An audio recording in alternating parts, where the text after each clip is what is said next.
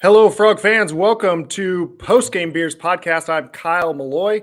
We've got Jacob Sailors and our producer, Crazy Ray Cartwright, joining us tonight. But we are happily brought to you by Hell's Half Acre Stadium Goods. Please go check them out.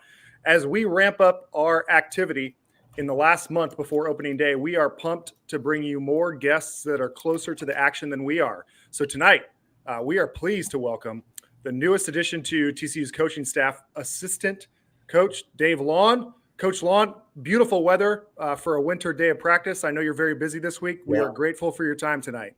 Yeah, well, happy to make the time. Thanks for having me. Awesome. And let us be the first to welcome you to Fort Worth. Yeah, no doubt. It's funny. We have the first pitch dinner coming up. Shameless plug in a week and a half or so. And my wife and I last night went shopping for our first pair of cowboy boots. There we go. What are we going with? We've got some Lucchese's in the shopping cart. What are we going with? Tecovas. Okay. Oh, nice. Ostrich skin?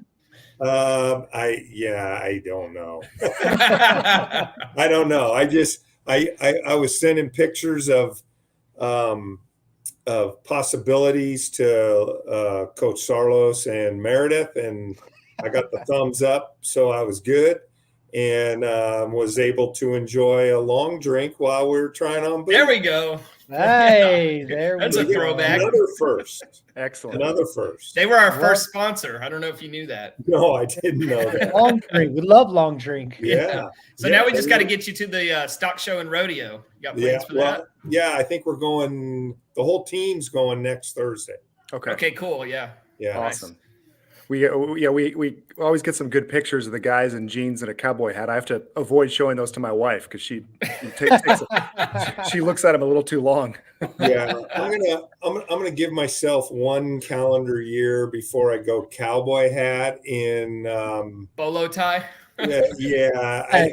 Not that I'm opposed to cowboy hats, but I just, out of respect to people who actually do wear them and should wear them, I'm gonna take a year hiatus, and then next year I'll have the cowboy hat. He's not talking about you, Ray.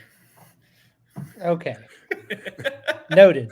All right. So before we jump into questions, I want to run down the Cliff Notes version of your very impressive resume, so we can give the listeners some context here. Literally decades long. I'm not trying to date you at all, but you've got just a wealth of knowledge and experience as you joined TCU for the first year. So before 2000, you spent 10 years at Cal. And again, if I miss anything or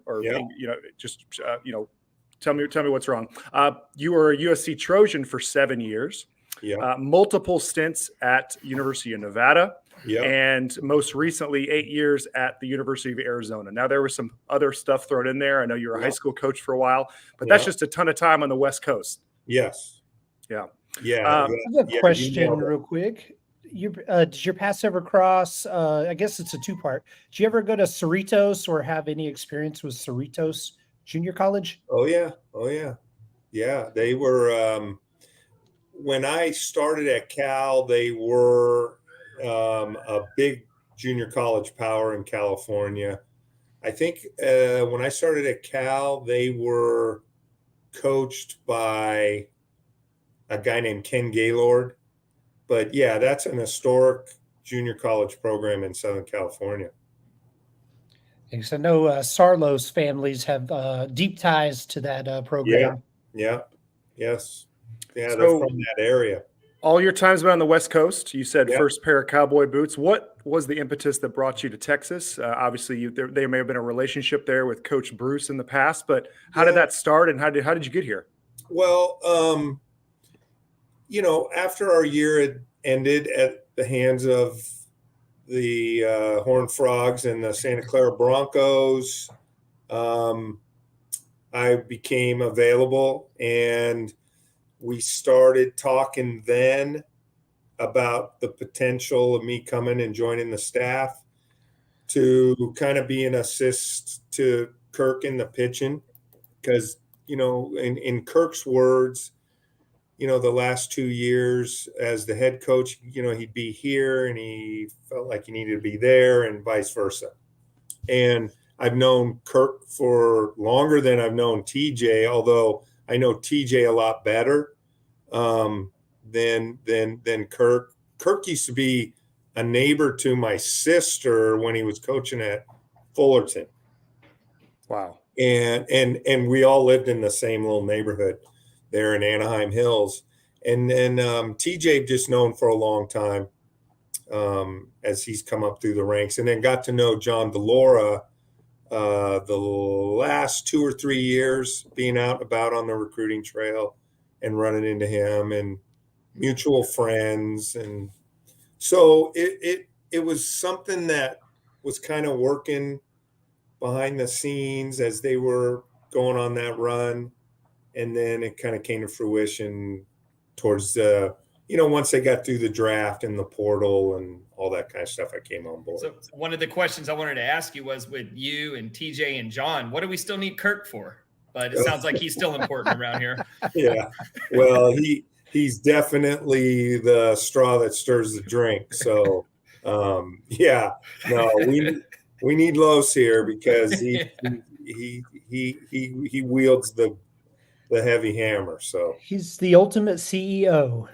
What was it about? I'm sorry, go ahead. No, I mean, I don't know that in the coaching business can be perceived as two things. It could be bad or good. Mm-hmm. I think if that's how you want to label him, I think he's got his hands in on everything for sure, as head coaches should. What was about Kirk specifically that drew you to TCU?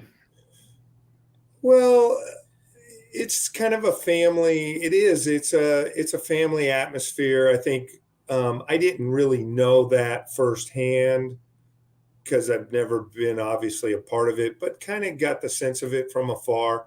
And then since we've got here, man, it's been incredible how welcoming and how together the families are and that sort of thing. Yeah, it's awesome. It's so great. I feel like every guest we've ever had on this show has said that exact same thing. So. Yeah, it really is. It really is.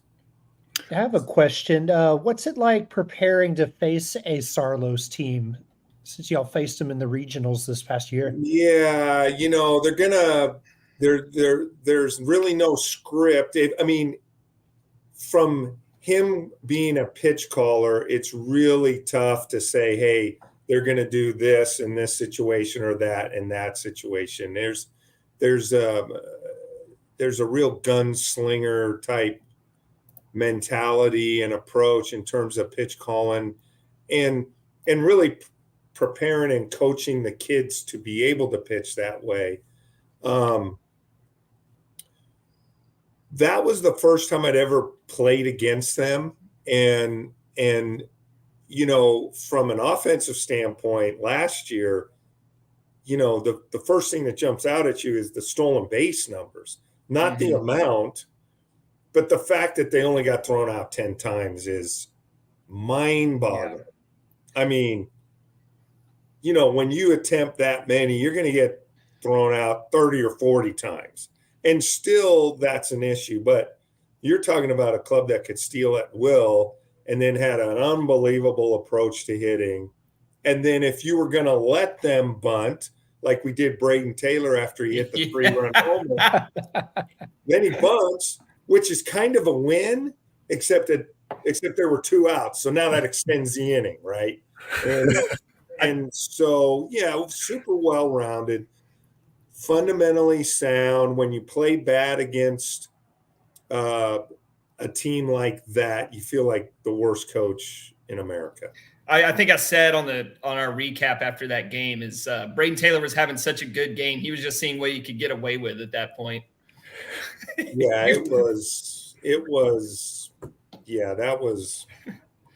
Yeah, I mean, unfortunately, that's You said it all there. I still have nightmares. So we have to. Sorry, real quick. Yeah. Okay, sorry. We just have to give a quick shout out to all the live viewers on YouTube. That's right. We here in the comments section we have Mackenzie Lawn who says, "That's my daughter." Yeah, I know. My daughter. Yeah, awesome. She says, "Woo, go Davey." She got engaged the day after Christmas. She was here in Fort Worth. at the stockyards. Awesome. Well, Congrats, that's Mackenzie. awesome. Congrats, Mackenzie. Did Yeah. you vet the guy pretty good? Did you give him a hard time? Yeah, we did. He had a series of interviews and tests and all that. But How's his off-speed stuff? Yeah. I hear he's a great cyclist and a heck of a rec soccer player. Awesome. Oh, He's got some speed. Nice. Yeah. So we talked about previous teams that you where you were. You served at a lot of different positions as well: head coach, associate head coach, pitching coach. I'm sure we could toss in grounds maintenance and laundry and everything else in between. Yeah. Well, 38 years ago, you were the groundskeeper. Exactly. Yeah. So, but at this stage in your career, I'm going to make an assumption that it's not the title that you care about, but really the work that you're doing. Is that accurate? Yeah, I think probably in the last, call it 10 years, I kind of get more joy out of seeing them succeed than what I was doing, say, the first 25 years, where you're kind of trying to build a career, right? And now you get to a point where you're just trying to help guys get better. You want to get them to Omaha because it's the coolest thing to see them enjoy it the way they enjoy it. And yeah, I mean, the titles, the this or that, I don't care. I just want to be someplace where you got a real good shot of winning a lot of games and going to Omaha. So how have you, or how do you expect to really blend yourself in with the other coaches? Like what obviously you're pitching coach and that, but what's your biggest responsibility for this team? Maybe we can talk about this year alone. Yeah, well, I mean, the pitching and then helping John with the recruiting, particularly in the summer where everything's going on coast to coast and now I have an opportunity to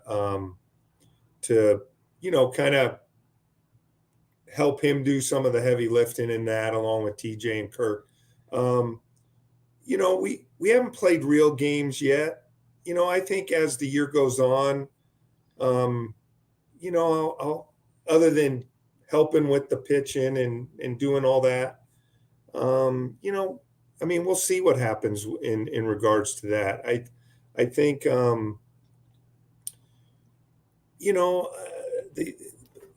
putting scouting reports together, doing all that kind of stuff. I mean, it's basically another set of eyes and on a specific group, but also another set of eyes as I see things that go on with the other program. Within the program. Last year we had Coach Bruce on, and he was a first-time assistant here in Fort Worth. And he was saying one of the hardest adjustments for him was trying to find his coaching voice here and trying to fit in, because it's a pretty, established brand here at TCU. How have you worked on that, as you get acclimated here in Fort Worth? Well, first of all, support the brand and support the head coach. And, on the outside looking in, it could be I'm taking things off his plate or I'm doing whatever. Well, I mean, it all seems like we're bench pressing the same amount of weight. We've all got our hands in on this thing, but I'm also experienced enough and smart enough to know that when you come to something like this, as established as it is to just be quiet. And then when you feel like you're called on or you have something worthwhile saying that's going to help the organization and improve the organization, then I do it. But it's a very, very open, communicative kind of situation and staff.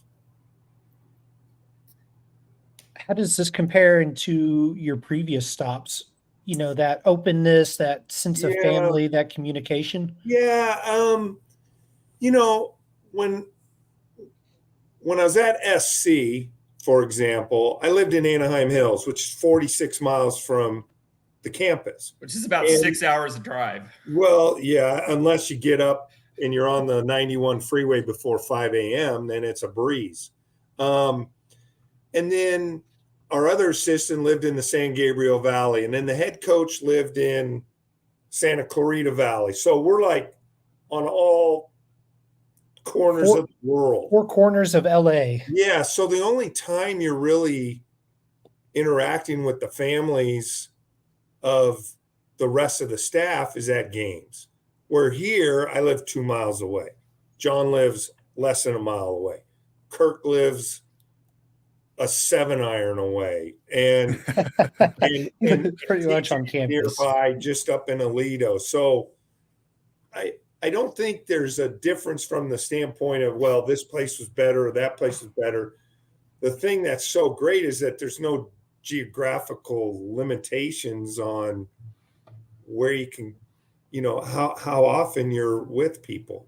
Can you point to one thing that's unique that you're bringing in from your other stops? Well, I don't know. I think in this day and age of technology and TrackMan and Rapsodo and spin rates and horizontal and vertical and this and that, I'd like to think I'm still holding near and dear to my heart the 150-year-old game plan that has worked forever in baseball, and that's throw strikes, put it in play, and catch it when it's hit to you. That still works. And so, not that the others don't think that's important, but that's really important. And I think with Kirk and myself and Brian Howard helping and Justin Lasario on the pitching side, who are extremely well-versed in the technology, along with Colton Lovelace, our new player development guy. I think it's some might say there's too many cooks in the kitchen. I say it's awesome because they're getting the both, so that's my, do you make all those assistant coaches say, yes, chef, in response to you? The Bear reference, really good show. Great show. Yeah. Corner. Yeah. Oh, yeah. Yeah. You've been watching the Globes and the Emmys lately. The Bear is raking it.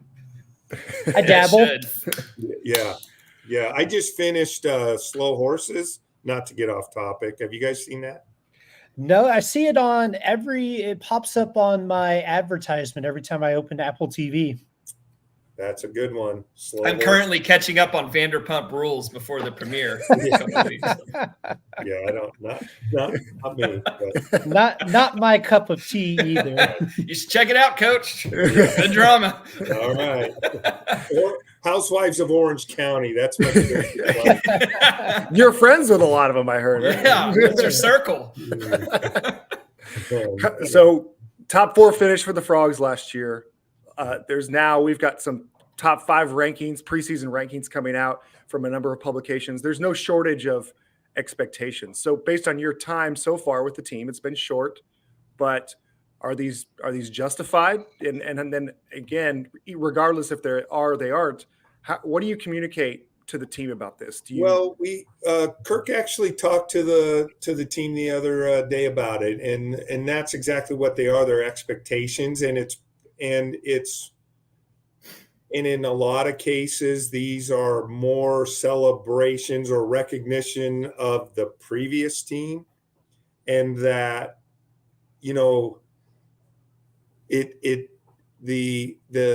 the number 5 ranking doesn't always match up with our own standards and our own expectations. And I think the message is, hey, let's dominate today to sound like a coach, and then we'll worry about tomorrow, and just keep stacking good days as much as possible. Those things are great for Coach DeLaura because, he's recruiting, right? I mean, that's his deal. Right. So those things are awesome things for recruiting and getting your name out there. Now, being on the outside looking in somewhat, I mean, it's deserved. You got a great catcher coming back. Yeah. You got a great shortstop coming back. You got a lot of pieces. you got a bunch of pitching coming back, and we feel like we've added a bunch more pitching, a bunch more offensive pieces. I would like to think and feel pretty confident that, as May winds down, we should be playing for something really important. I mean, isn't that the easy thing with TCU is you can point to be like, okay, yeah, you're preseason top 5. The expectation here is always Omaha.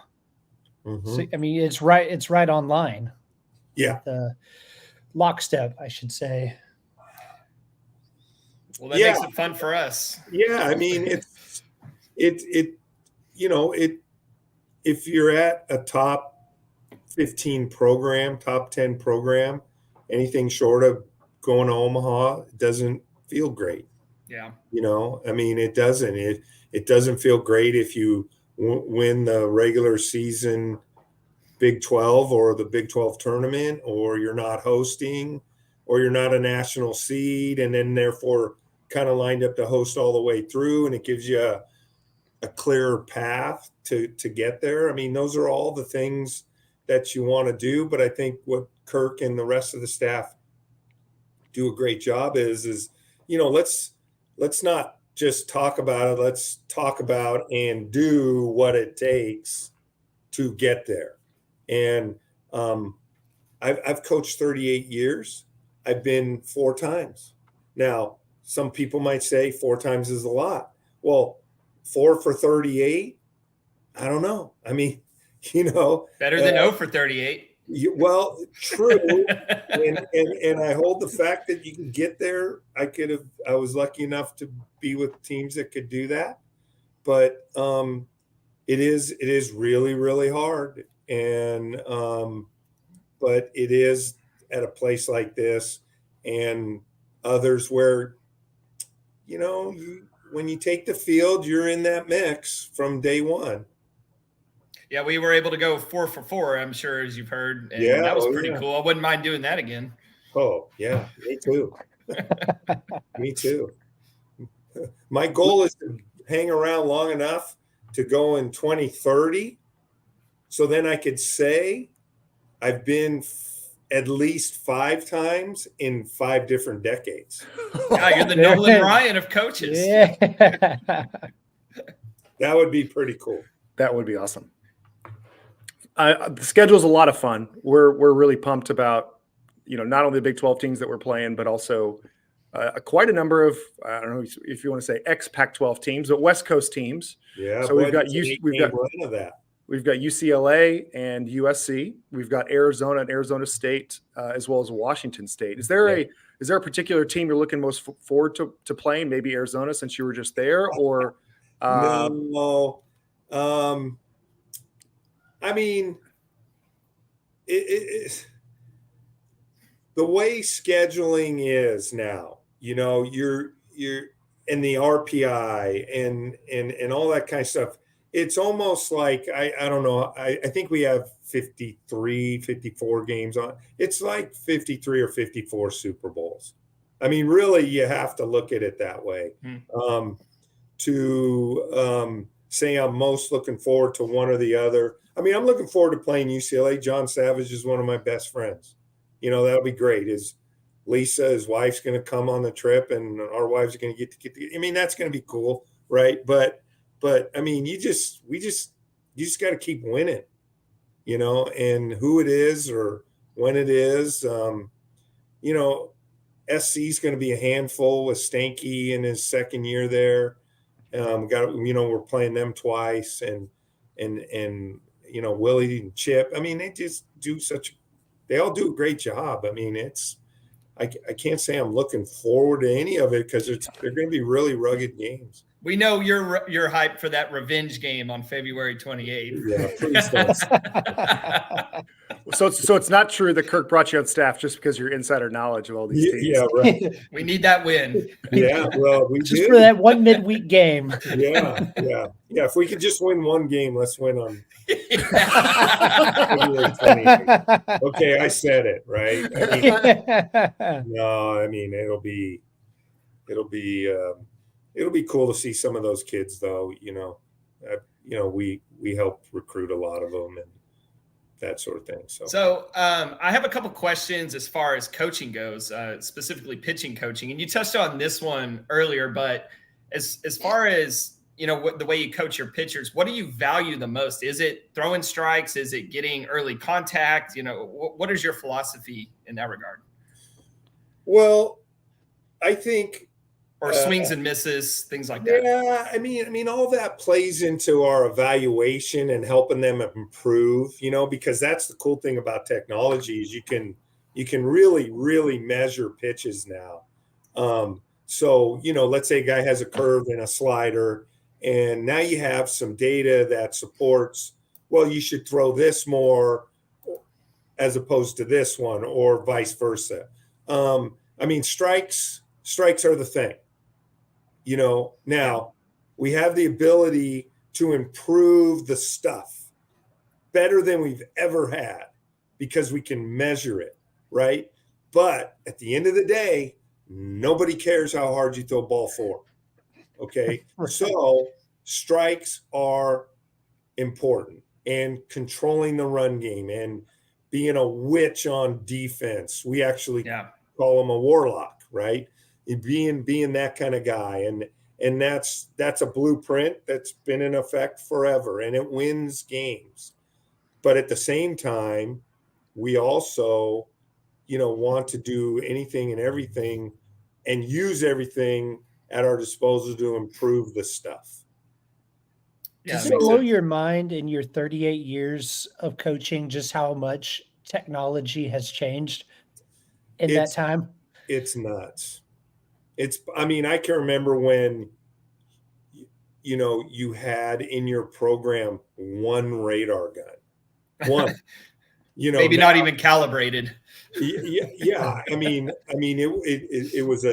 was called a Jugs radar gun. Yep. It came in a suitcase this big. You plugged it into the suitcase, and it had a long cord. It weighed 800 pounds, and you'd sit there and you do all that kind of stuff.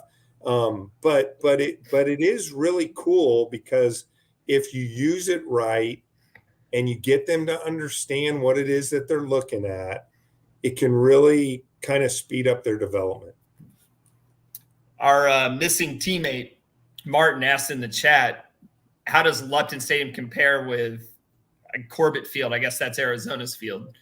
You mean in terms of like offensively? So I know from Martin, he loves to observe like park effects as far as for pitching. So I'm going to assume that's the direction he's taking it. Yeah.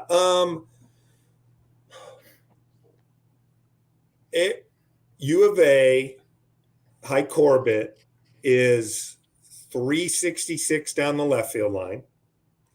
It's 410 and 405 to the deep gaps. And it's 349 down the right field line. And there's a lot of hits out there.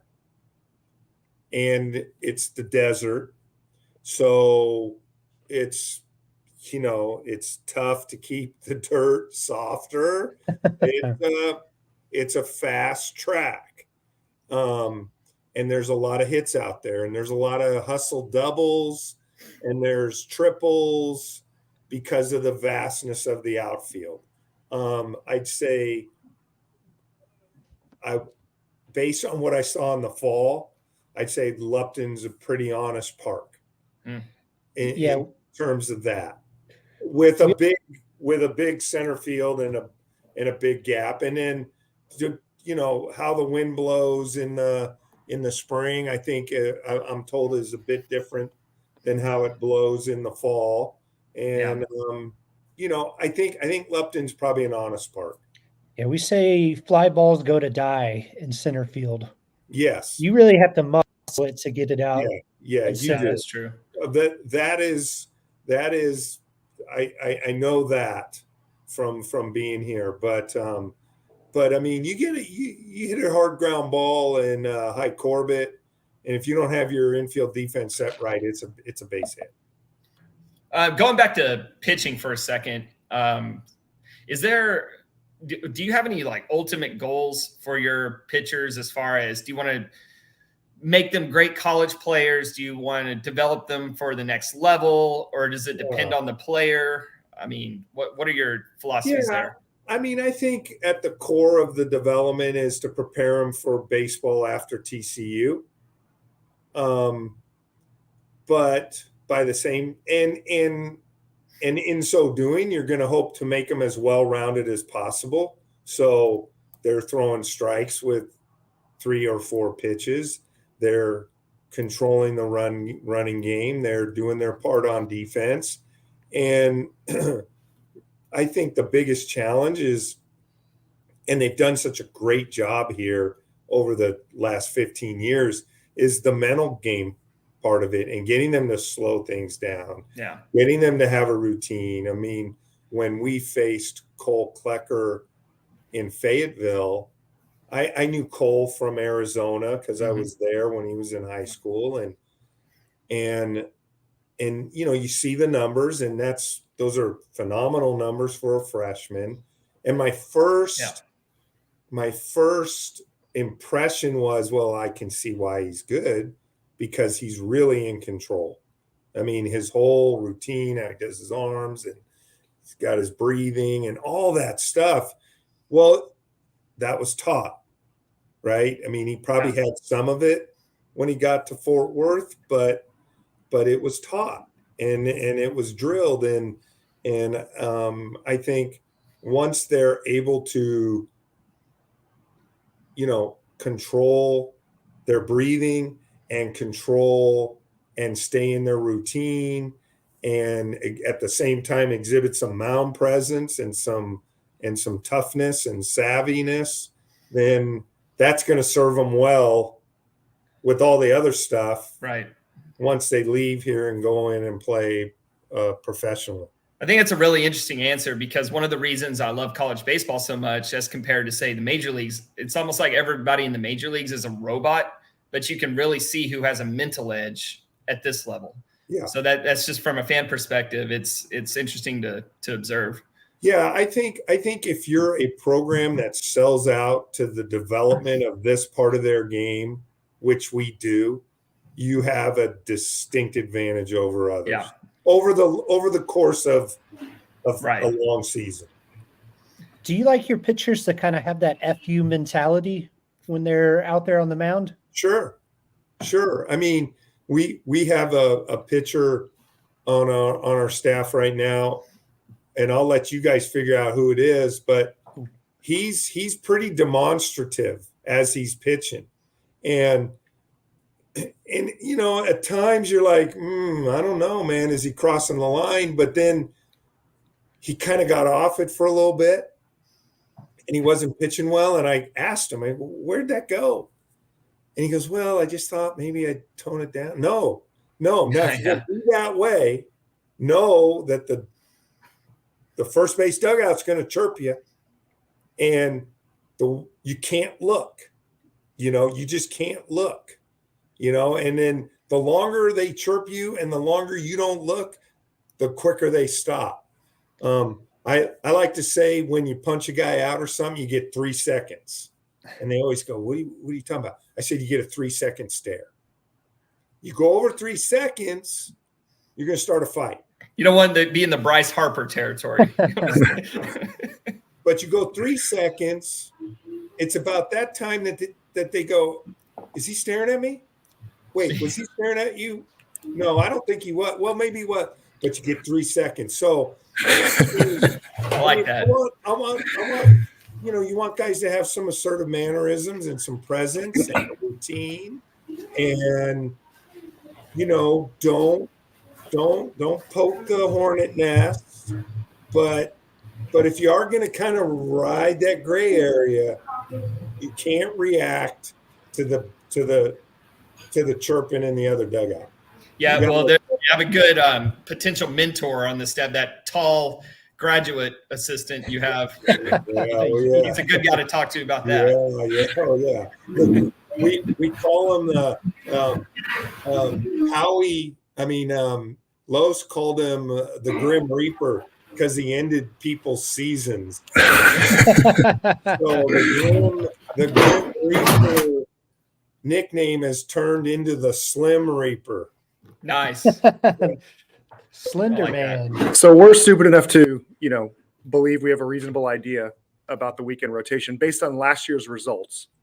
But is there a pitcher that maybe you expect to have a little bit of a breakout year? Maybe it's not the weekend rotation, just in general. Maybe it's a transfer or a younger player we're less familiar with. Is there anybody that we should be kind of paying attention to? Yeah, they did some good things last year here.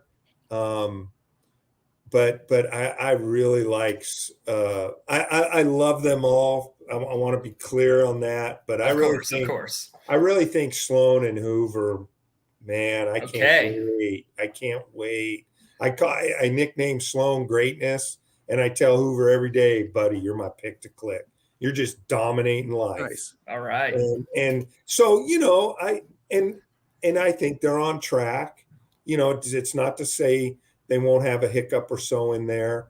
But I really like them. I like how Storm Heerholzer's coming along. Okay. After dealing with some injuries, and Cademan Parker is coming, and man, I really hope it's really hard for us to figure out, who's going to get the innings, Yeah, and that sort of thing. But yeah, I mean, but those two. I'm a former left-hand pitcher, so Sloan and Hoover. Ooh, man, I can't wait to see when it's live ammo. So speaking of you being a pitcher, you were drafted by the Rangers. Did you get a ring?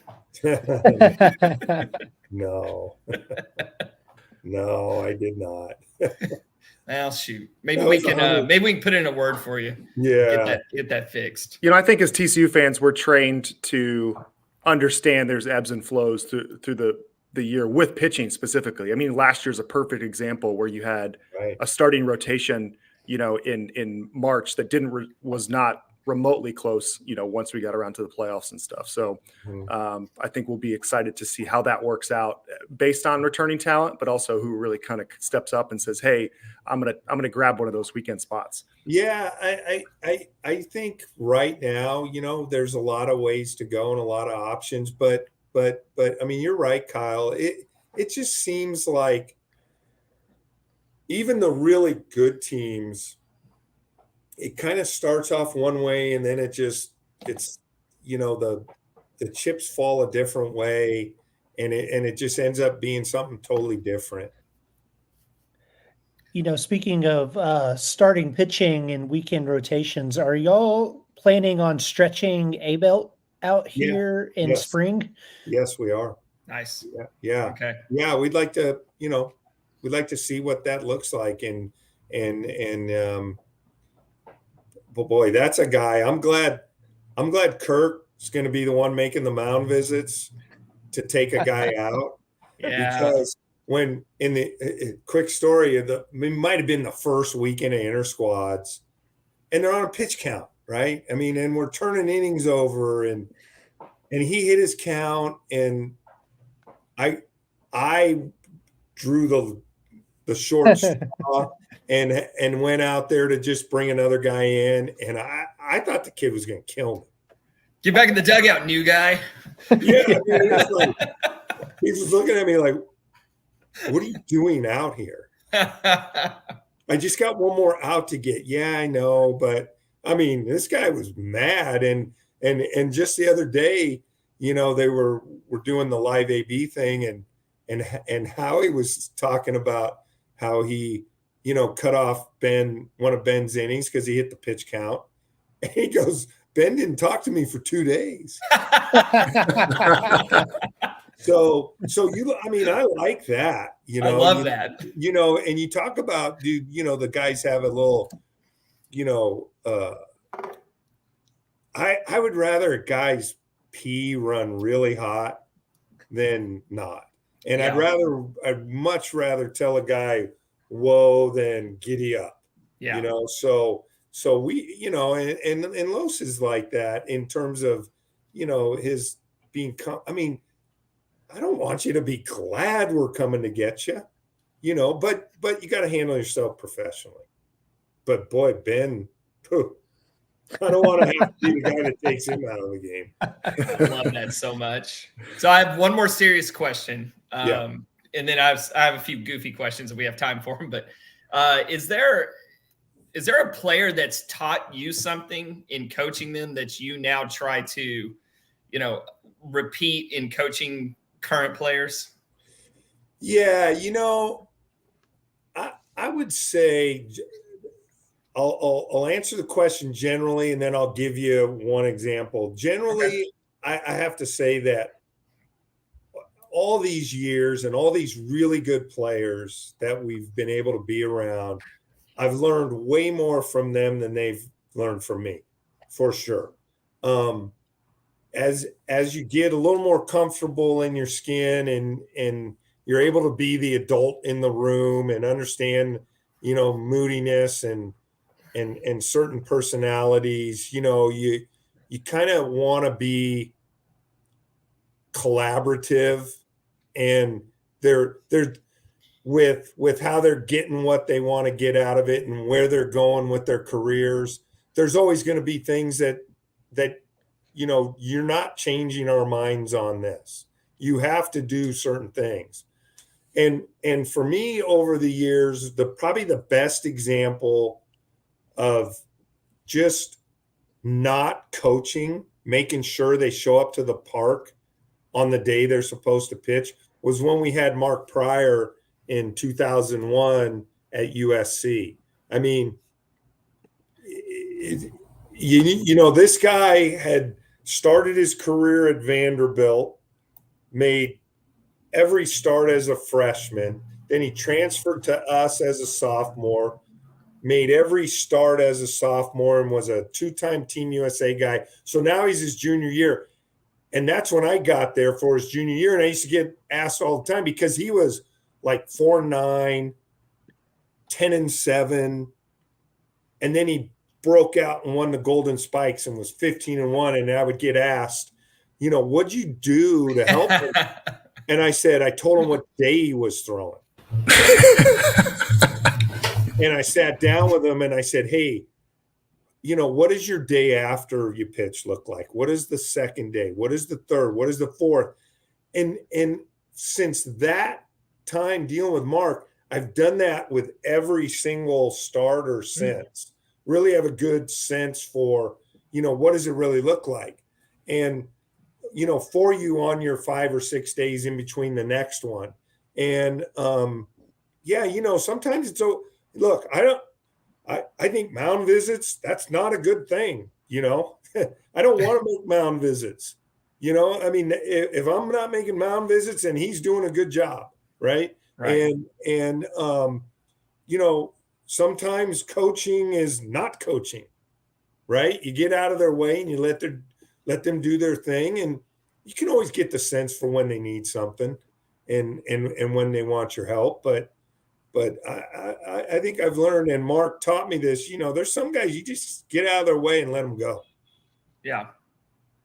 From the chat, our good friend Jackson Day would like to know how impactful your time as scouting was for you.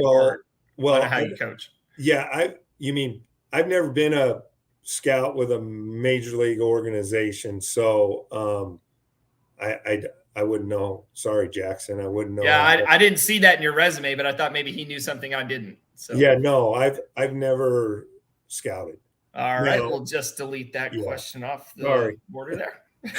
Good question, Jackson. Similar question from Martin though. Who has better Mexican food, Southern California or Arizona? If you have any top spots, we'll leave Texas out of the equation for now. Arizona. Okay. Arizona. The Mexican food in SoCal is good, but Tucson, Mexican food. Any particular spot that was your favorite that you'd visit if you went back? La Parrilla Suiza and Minadito. Nice. I agree with you, Coach. I lived in California for a little while and spent some time in Arizona, and I would say the breakfast burritos or burritos in general in California are better, but Mexican food, give me Arizona. Yeah. Yeah, Tucson. All right. Let's see. I'm crossing off my Mark Pryor question. You took care of that one. Yeah, that was a great answer. Yeah. What else you got, Jacob? I would like to know, do you have any memorable mound visits? Like you just talked about, you never want to do them, but is there a player, you don't have to name them, that you just said, God, I got to go talk to this guy? Or like, do you have any stories? from No, mound visits? It's Ben Abelt. but yeah, well, Ben Abel. No, but the last time I was ejected, which was in 2001. We'll change that this year. No, I don't. No, there's Coach Bruce on the staff. Because now you got to sit out the next day. I'm not. That's true. We don't want that. Yeah. So we're playing ASU on a Sunday, and this was right around the time they were trying to clamp down on bench jockeying. And so I'm making a mound visit, and their ASU dugout's going crazy. And I start talking to the home plate umpire, whose name was Kevin Gilmore. Okay. Now, Kevin and I have a history, because for about the 10 years previous, because he's from the Bay Area, the 10 years previous, he and I were fantasy league partners. Oh, that's where it started. That's the worst kind of history right there. Oh, man, The were y'all rivalry starts squabbling there. over Barry Bonds? No, fantasy football. Okay. Partners as in co-managers of a team, or Yes. rivals? Okay. Yes. That's different. Okay, so Oh, I'm okay. going to the mound, Plot and I thickens. say, Kevin, are you going to shut them up? And he goes, Dave, what do you want me to do? I said, I want you to shut them up. The first base umpire, who's still umpiring, you guys I'm sure know, Jeff Hendricks, Oh, Okay. yeah. he tosses me from the first base umpire position. And I look at Kevin, I look at Jeff, and now I'm beelining towards Jeff. Gosh, is that the same guy that tossed Kirk a couple years Yes, ago? Oh yes. my! I can't believe I remember that name. Okay. I'm mad. I know his name. So I never get to make this mound visit. So I start walking towards Jeff, and I go, Jeff, what just happened? He goes, Dave, assistant coaches aren't allowed to argue with umpires. I said, I wasn't arguing with him. I was asking him, is he going to do his job and quiet the ASU bench up? And since I'm here, why aren't you quieting the ASU bench up? And by this time, Kevin comes up to me, comes up to join the two of us. And it wasn't like a nose to nose screaming and yelling. He goes, Dave, what's going on? Oh, Kevin, Jeff and I were just talking about what a pansy you are. And he had to do your dirty work and throw me out for you. I love that. That's a great story. That's my mound visit. All right, How'd sorry, go ahead, MK. How'd you guys do in the league that year? You remember? Yeah. Crash and burn after that. Yeah, well, that was 2001, so that was a good year. 2001. Yeah, that okay, was. so Oh no.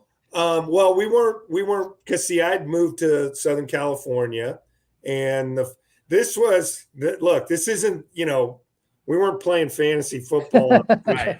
right? You got to mail in your trade request. You're looking up scores on a Monday to figure out who won on in your lineup. Yeah. And, the whole thing. There was no technology, so now since I moved, we weren't partners anymore. Nice. That's fun. So just a few minutes left. We appreciate you taking the time and everything, but I just want to know in general, you mentioned your daughter just got engaged, but I believe I read you have a couple of other kids, but yes. I'll just leave it open to you. Like, who's your family? What are your hobbies? Who's So married to my high school sweetheart, Stacy, be 38 years this summer. Congratulations. Mackenzie's our oldest. She, as I said earlier, is recently engaged. Middle child, Michael, is he works at Bandon Dunes Golf Course. He's a caddy there. And who was that? That was Anna. That's Hi. Speaking of family. yeah. Michael works up in Bandon, Oregon at Bandon Dunes. He's a caddy there. And the youngest, Matthew, lives up in Brewster, Washington. And he's a assistant golf pro. I don't know what he is. That's the joke in the family. We never really know what Matt does, but he does work at a golf resort up in Brewster, Washington. And we have a dog, Alfie, who. All right. What kind of dog? He's well, it depends on who you ask. I say he's a Catahoula Lab. Let me Google My that. wife- Sorry, give me 1 second, guys. My wife says he's a healer or something. He was a dog we rescued in Tucson. And Alfie. I can't even spell that breed of dogs. Oh, wait, it just came up on auto search. It's the Louisiana State. Oh, yeah. Looks like a pointer, kind of pointer. Yeah, he's got a stubby tail. He's got one blue Okay. eye. He's got a half brown and a half blue eye. He's got white and black specks, and yeah. Very cool. And So we were what's talking. the, We were talking before the show. He has a inspiration? ton of energy. So Oh Yeah. yeah. What's the inspiration with all the M names? Oh yeah. So so Mackenzie was because we thought that's a pretty cool name, and it's not to, and again, no offense to the the Sallys and the Matildas and Janes and all that kind of stuff out there, but it's and so it was Mackenzie. I better plug in before I run out of juice. Anyways, so it was Mackenzie, and that'll then end the interview. and then Michael was born, and he was born without a name, and we were thinking we liked Michael, but my brother's name Michael, Stacy's brother's name Michael, and then we're like, that's going to be weird, but our nurse name Michael. So we said Michael. Okay. So now it's M and M. And then when it got to Matt, we figured let's just keep it rolling. Our first dog, Molly. So that's just one of them weird things. Do you play golf as well? Yes. So you fall into that pitching coach, golf stereotype. Yeah, I kind of picked it up later in life. When I was working at Nevada the second time, we just started going a lot, and then when we moved to Arizona, I lived really close to a course and would go all the time. I haven't been much since I got here though. Too busy. In Arizona, Yeah. you could throw a baseball and hit a golf course. Okay. Southern Yeah. California too. Yeah. And I mean, there was one in particular that I golfed at a lot when we lived in Tucson, Arizona National. It's a cool track. I like it. What other hobbies do you have? That's about it. Just watching all this now that we got our first smart TV. So now we're All right. YouTube and got the apps, and man, COVID taught me that we crushed all the stuff that we didn't know how to turn on now. Next Now step you is can getting an watch, Xbox. You can watch No. Postgame Beers on the big screen. Yeah. There you go. Yeah, post-game beers. I don't mind a post-game beer. Heck they're yeah, the that's where we started. Coach, grateful for your time. First, you mentioned the first pitch banquet. That's January 27th, River Range Stockyards. Get your ticket or buy a table if you're so inclined. Season's 29 days away, and we're having a lot of fun with this countdown. Every day trying to plug a new player. So Martin's doing an awesome job with that. But again, thanks for chatting with us. You'll see us in the front couple rows just about every game. So we look forward to seeing you soon. And I see I got to give my daughter Mackenzie credit for setting up the smart TV, which is true. Yeah. So You're just over there mashing the buttons. Yeah. And then you got the little arrow thing. Live TV. Home. Oh, geez. He's going up and slapping the side of it. Yeah. No, but I got it, man. I dominate that now. There we go. Hey, Coach, thanks a lot. This is a lot of All right, fun. We'll have guys. to do it again sometime. See ya. Go All for right. it. All right. Go Frogs.